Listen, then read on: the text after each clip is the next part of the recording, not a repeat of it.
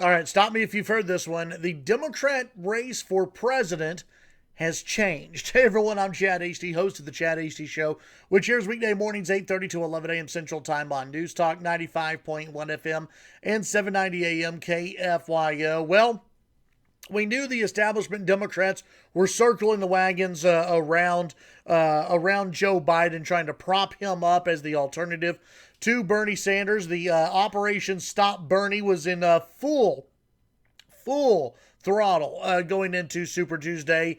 Did it work? Well, the answer looks like it's possible. Bernie Sanders not having a good night overall on Super Tuesday, not winning the state of Texas. He won California, he won Colorado, Utah, he won Vermont.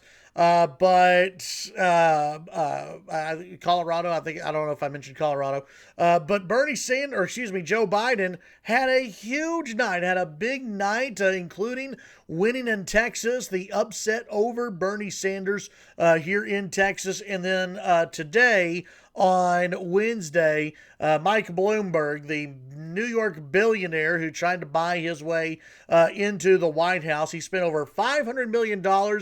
He didn't really get anything from it, but he dropped $500 million. He's now dropped out of the race and endorsed Joe Biden, the guy that Mike Bloomberg said had no chance of beating Donald Trump. Now, listen, what has changed with Joe Biden?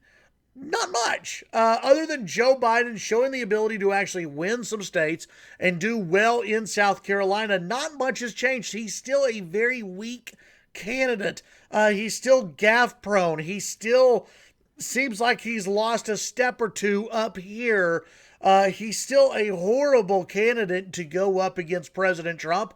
But the Democrats, this is all they have. It's either Joe Biden or Bernie Sanders. And here's where the delegate count is as of right now. And this is as of 3:21 p.m.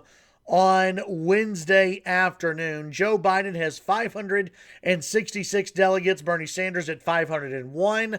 Elizabeth Warren at 61. And Tulsi Gabbard at 1 delegate. Mike Bloomberg doesn't have any delegates out there, I guess, now that he's dropped out. And Pete Buttigieg not listed in here either. It doesn't matter. So all these candidates have dropped out. Bloomberg does have 53 delegates. So that's pretty impressive for Bloomberg. $500 million for 53 delegates. Okay, well, that's not too bad. Think about all the money, by the way. Think about all that Mike Bloomberg could have done for $500 million. I don't know, to help fight coronavirus or really anything else, fight homelessness. He could have dropped $500 million for, but instead he wasted it in this Democrat primary. So where do we go from here? Well, the next bunch of states vote on March 10th.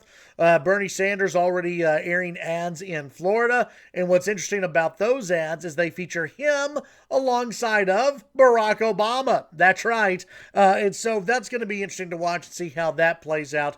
What we've seen across the nation is that Joe Biden has been able to win the African-American vote, the moderate vote, while Bernie Sanders is able to win the Hispanic vote, the white vote as well. And then when young voters turn out, he's able to win young voters. But they didn't turn out on Super Tuesday. They didn't turn out in Texas. They didn't turn out in Tennessee and some of these other states. The young vote that Bernie Sanders has been counting on just isn't showing up right now. And I think it's because they're a little bit upset about what the Democrats are doing to Bernie Sanders. Right now, Joe Biden leads. He's the front runner in the Democrat primary. How long will that last? That remains to be seen. And I think this back and forth, I don't think it's over yet. Tune in to the Chad Hasty Show weekday mornings, 8:30 to 11 a.m. Central Time on News Talk 95.1 FM and 790 a.m. KFYO. Have a great day.